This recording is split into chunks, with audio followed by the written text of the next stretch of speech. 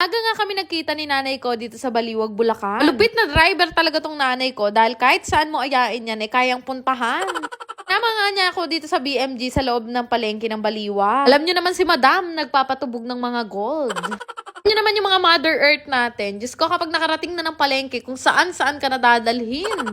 Magkasakit ko, naka-heels pa mo ako ngayon.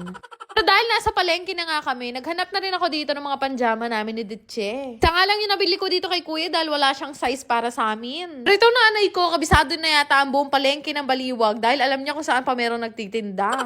Anyway, bumili nga pala ako ng maraming gift wrapper dahil marami rin akong babalutang regalo. Sakto naman yung nagtitinda ng gift wrapper, meron din tinda ng mga panjama na hinahanap namin. Alala ko nga si Lola ko nung nakita ko yung terno na to, napakahilig niyan dyan, kaya binilhan ko siya. After no, naghiwalay na kami ni nanay at sinundo na ako ni Bebo, kasama na nga niya si Ditche. Gaya na nga silang kumain at dito na nga kami dumiretso sa SM. Diyos ko, feel ko na talaga yung Kapaskuhan. Nakshoot, ilang araw na lang pala wala pa akong pera.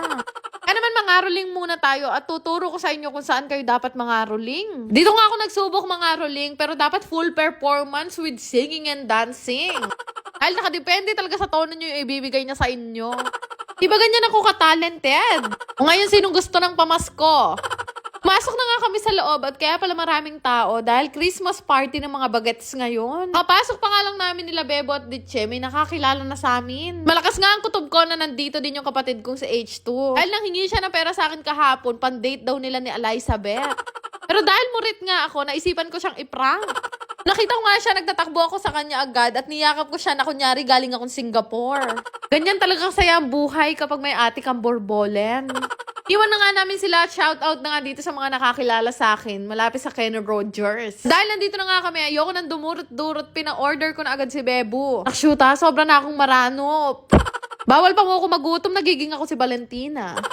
Kumain na nga lang kami ng kumain at hindi na kami nag-usap-usap dahil sobra na kaming gutom. Doon natapos na nga kaming kumain, naisipan na rin naming umalis dahil marami akong gagawin ngayong araw. Ay, dana naalala ko nga nung nag-aaral din ako nung high school. Tuwing Christmas party namin, lagi ako nasa SM. May ka-date pa mo ako nun, nakshuta. Galis nga namin, dumiretso na agad kami dito sa LBC dahil meron akong pipick upin na parcel. Buti na lang talaga dumating tong parcel na to bago magpasko dahil kailangan ko to. Dinamihan ko na talaga yung order ko para hindi na ako maubusan ng stocks. Abay, palagi kasi ako nauubusan ng stock nitong MQ Kitchen. So, nakuha ko na nga yung parcel dito sa LBC Pulilan. Umuwi na rin naman kami at sakto naman pagdating namin. Nandito na rin yung gagawa ng mga salamin. Kung naghahanap ng house tour dyan, kaya hindi pa ako makapag-house tour kasi marami pa akong pinapagawa. Sorry, pero hindi kasi ako masyadong nasatisfied doon sa una kong pinto, kaya pinapalitan ko ulit. Ang galing nga nila kasi pati bata, napakahusay gumawa. Aloko, pang mayor na yung pinto ko ngayon.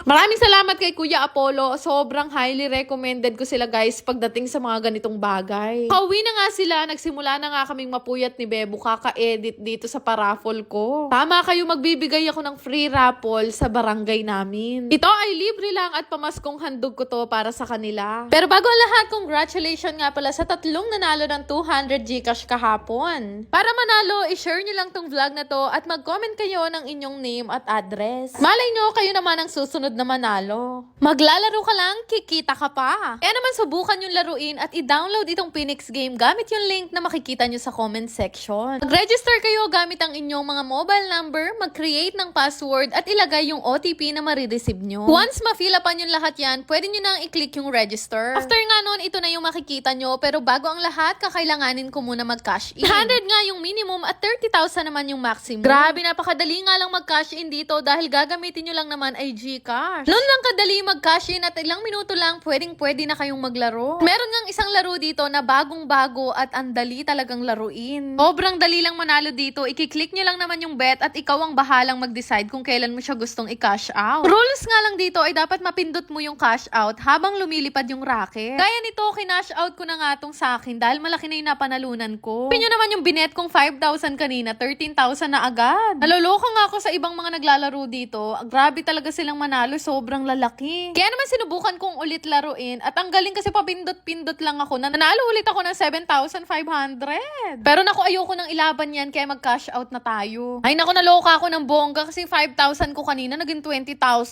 Kaya naman subukan nyo nang i-download at laruin itong Phoenix game. Yan lang naman. Salamat!